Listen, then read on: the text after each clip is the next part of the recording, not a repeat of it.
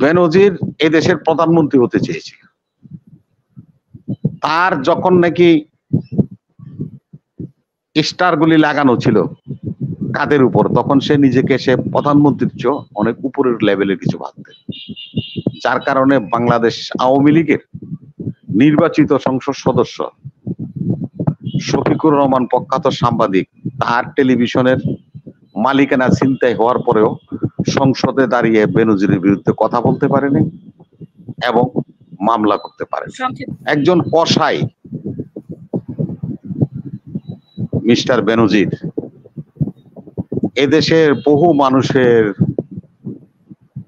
মা বুক খালি করেছে, বহু মার আর্তনাদ এ বাংলার আকাশে এখনো শোনা যায়। বহু বোনের স্বামীকে হত্যা করেছে, যে বোনরা বিধবা হয়েছে। তার 34টা অ্যাকাউন্টে দুদক যায় যখন নাকি চেক করছে, তখন কি পাইছে জানেন? গোড়ার আন্ডা পাইছে, গোড়ার আন্ডা। বেনজির যখন দেশ থেকে পালায় গেল, কোথায় আপনার ইমিগ্রেশন ছিল? কিভাবে বাংলাদেশ থেকে সে স্ত্রী পরিজন নিয়ে পালিয়ে গেল? এখানে আমাদের কোনো উৎসাহ তো নাই। এই যে কালের কণ্ঠ পত্রিকার নাম শুনছেন, দৈনিক কালের কণ্ঠ পত্রিকার মালিক হলো বসুন্ধরা আকবর সুবহান হলো এর মালিক, আর এর সম্পাদক হলো বাংলাদেশের একজন প্রখ্যাত সাহিত্যিক ইমদাদুল হক মিলন। উনি কালের কণ্ঠের সম্পাদনা করেন। এই পত্রিকাতে নিউজ হয়েছে, তার পরিপ্রেক্ষিতে সরকার ব্যবস্থা নিচ্ছে, বা আমরা মিডিয়ার মাধ্যমে আপনাদের মাধ্যমে এগুলি শুনছি, জানছি। একজন কসাই মিস্টার বেনজির এদেশের বহু মানুষের মা বুক খালি করেছে, বহু মার আর্তনাদ এ বাংলার আকাশে এখনো শোনা যায়। বহু বোনের স্বামীকে হত্যা করেছে, যে বোনরা বিধবা হয়েছে। আপনারা দেখেছেন টেকনাফের যেই কমিশনারকে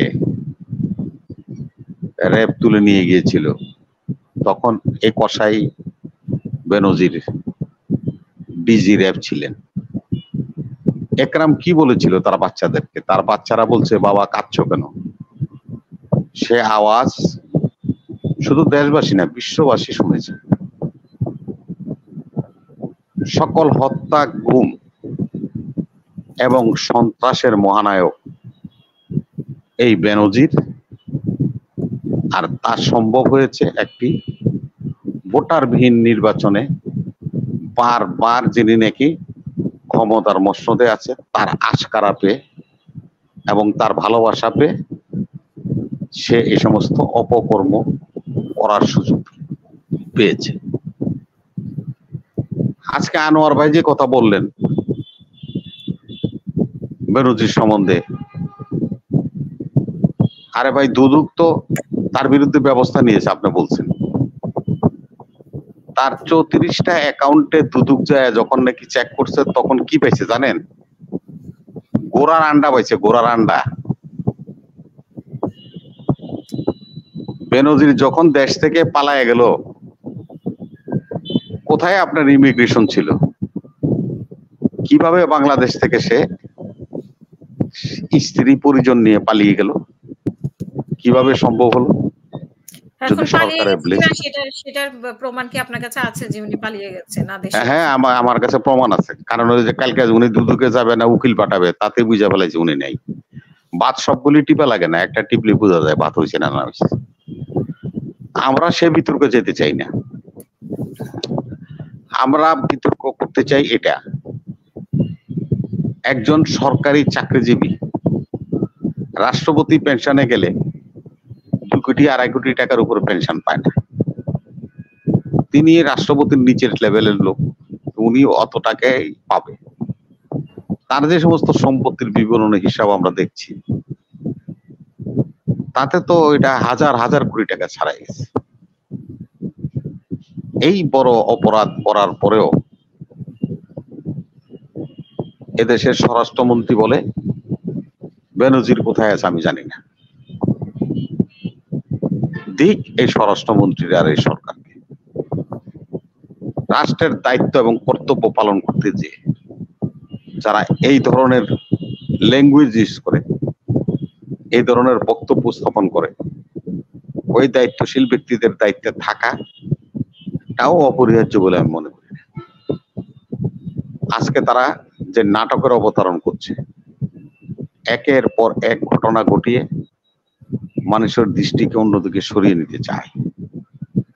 আজকে আজিজ আহমদ সম্বন্ধে যে কথা বলছে, সেখানেও নিউজ হয়েছে কালের কণ্ঠে, মানব জমিনে, প্রথম আলোতে।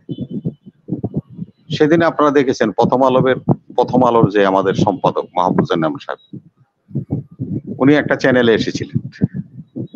ওনাকে যখন প্রশ্ন করা হয়েছে যে বেনজির যে অপরাধ অপকর্ম করেছে তার নিউজ আপনি করলেন, আগে কেন করেননি, আপনি কি এটা জানতেন না? উনি বলছেন জানতাম, কিন্তু আমি করতে পারিনি।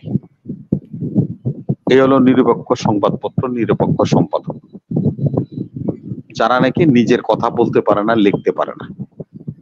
আজকে দিক দুর্ভাগ্য, আওয়ামী লীগের এমপি,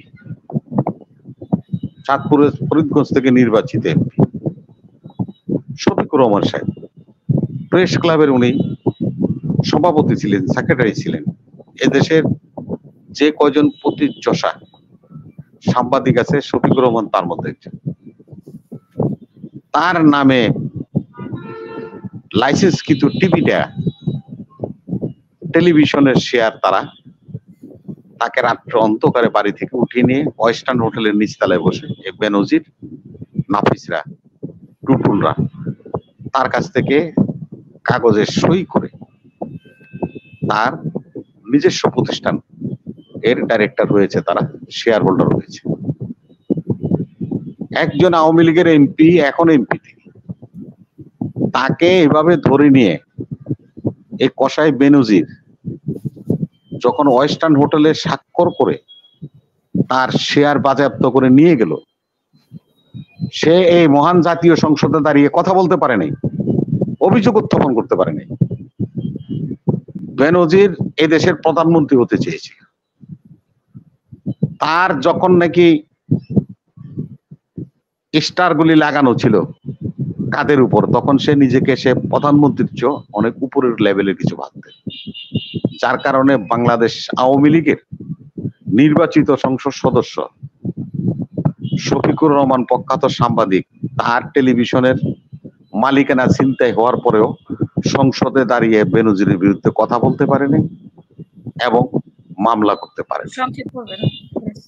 বেনজির হলো দেশের একটা রাঘব বোয়াল, যে নিজে ধ্বংস হয়েছে, তার স্ত্রী, তার 2 সন্তানকে ধ্বংস করেছে, বাহিনীকে ধ্বংস করেছে, রাষ্ট্রকে ধ্বংস করেছে, এবং যাদের মদদে এই 15 বছর র্যাব থেকে শুরু করে আইজিবি পর্যন্ত আসতে, এই সময়ে সে যে বাণিজ্য করেছে, সে যে হাট বাজার করছে, কেনাকাটা করছে, তার প্রমাণ আজকে মিডিয়াতে তুলে আনা হয়েছে। হাজার হাজার কোটি টাকাও ছাড়িয়ে যাচ্ছে, ডে বাই ডে তার সংখ্যা, পরিমাণ আরো বাড়ছে। এটা হলো রাষ্ট্র, আর এই রাষ্ট্রের আইন প্রণেতারা এবং যারা নিজেদেরকে সরকার ভাবে বিনা ভোটের, এই সমস্ত লোকদের এই ভোটগুলি অনুষ্ঠিত করার জন্য বেনজির তাদেরকে এই আজিজ সহযোগিতা করেছিল। তারা এই যে 18 সালের দিনের ভোট রাতে সারছে, কারে দিয়ে করছে? এই বেনজিরের পুলিশ বাহিনী দিয়ে রাত্রেবেলায় সিল মেরে বাক্স পড়ছে। অতএব সে তার কিছু পাওনা তাদের কাছ থেকে নিয়েছে। এখন যখন জনগণ সচেতন হয়েছে, মিডিয়া যখন সরব হয়েছে, যখন এগোমর ফাঁস হচ্ছে, তখন সরকার এখন নিশ্চুপ হয়ে গেছে, বলে যে আমরা তার দায় নিব না। আর বেনজিরও আপনাদের দায় নিবে না। আপনারা কি দায় নিবেন বেনজিরের? আপনারা বেনজিরের দায় নেওয়ার প্রয়োজন নাই। বেনজির এখন আর আওয়ামী লীগের দায় নিবে না, প্রধানমন্ত্রী এই অবৈধ সরকারের দায় নিবে না। সে একদিন মিডিয়ার সামনে এসে বলবে এই অবৈধ প্রধানমন্ত্রী, এই অবৈধ সরকার এবং তার গুন্ডা পান্ডারা কি কর্মকাণ্ড 16 বছর করেছে সেটা প্রকাশ হবে একদিন এই জাতির সামনে। সেজন্য অপেক্ষা করেন আনোয়ার ভাই। ধন্যবাদ।